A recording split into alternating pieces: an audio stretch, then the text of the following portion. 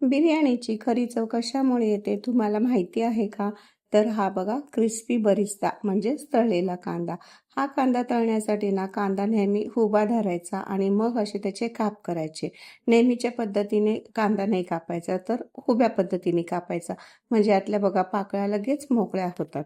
आता हा संपूर्णपणे कांदा तळण्यासाठी सुरुवातीलाच तेल फक्त गरम करून घ्यायचं आणि त्यानंतर मगच कांदा टाकायचा.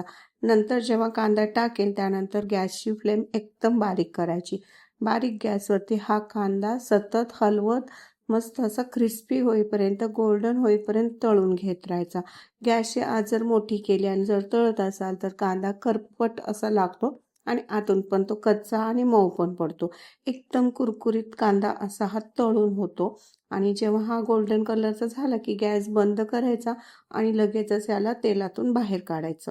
कारण जोपर्यंत हा बाहेर असतो तरी पण याचं तर थोडीशी कुकिंग प्रोसेस चालू असते. तर अशा पद्धतीने हे मी पूर्णपणे तेलातून निथळून बाजूला काढलंय.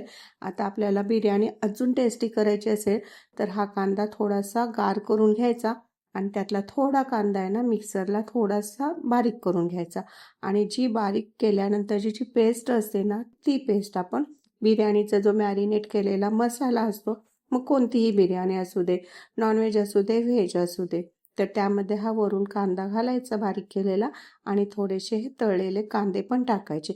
बिर्याणीची चव एक नंबर होणार. नक्की करून बघा. कशी झाली कमेंट करा.